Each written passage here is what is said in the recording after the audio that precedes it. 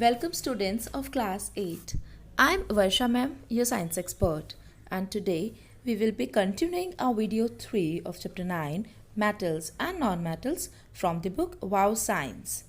So students, in the previous topic we discussed the physical properties of metals and non-metals. So the first property was the physical state.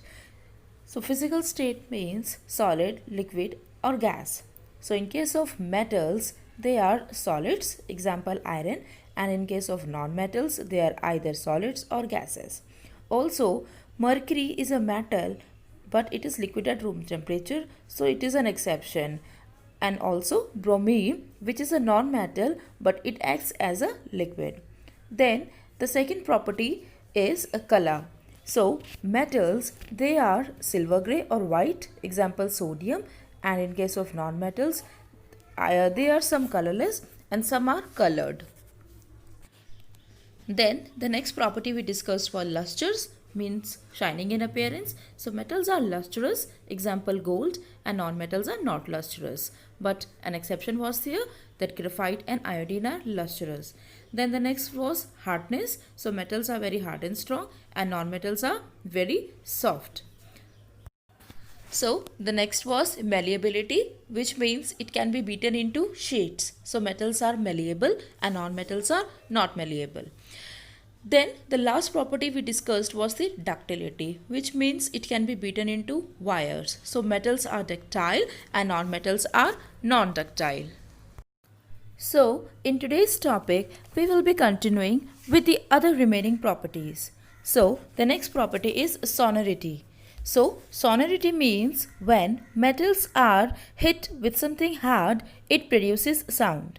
So metals are sonorous, but non-metals are not sonorous as they do not produce any sound.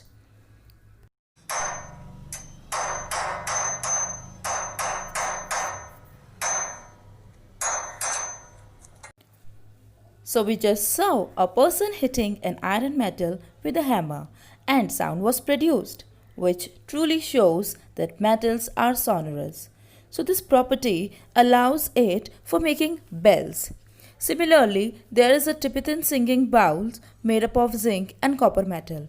So they are used in Buddhist practices religions in case of meditation as it produces sound. So let's have a look at it, how it works.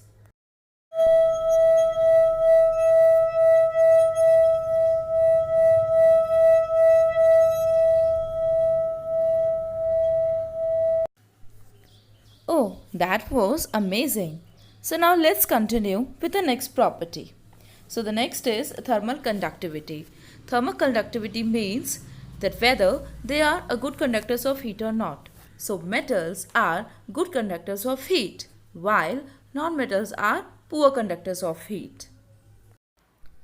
So copper is a good conductor of heat, but lead and mercury, being metals, are poor conductors of heat, which is an exception. Similarly, diamond, being non-metal, is a good conductor of heat. So now the next property we are going to discuss is the melting and boiling points.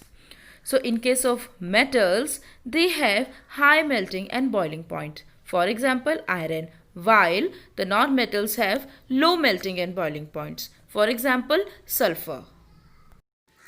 So that was all about the physical properties of metals and non-metals. So now next we are going to start with the chemical properties of metals and non-metals.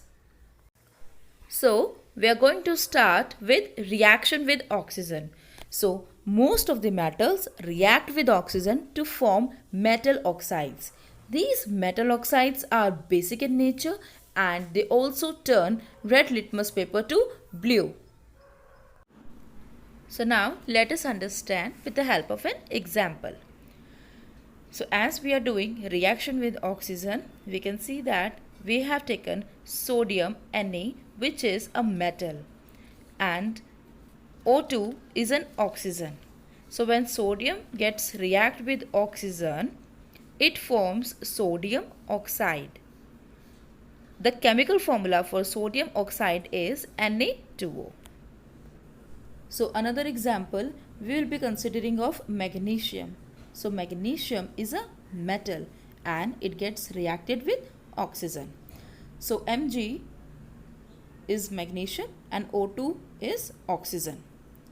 As magnesium has +2 as positive charge and oxygen has -2 as negative charge, so charges get cancelled and we obtain MgO,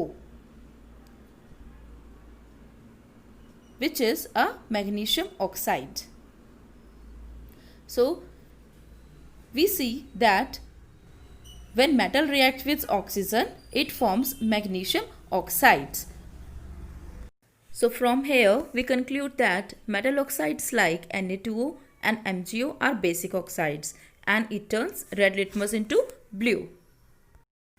So now, next we are going to do when non-metals react with oxygen. So when they get reacted, they produce non-metallic oxides or acidic oxides. So when carbon, which is a non-metal, it gets reacted with oxygen, it produces carbon dioxide. And when carbon dioxide reacts with water, it produces carbonic acid. Similarly, when sulfur, which is also a non-metal, gets react with oxygen, it forms sulfur dioxide, which has a pungent smell. And when this sulfur dioxide gets reacted with water, it produces sulfurous acid. So this is how non-metals react with oxygen, produces acidic oxides. So students, that's all for today. So these are your in-between questions. Learn and copy down in your notebooks. Stay home, stay safe and keep learning. Thank you.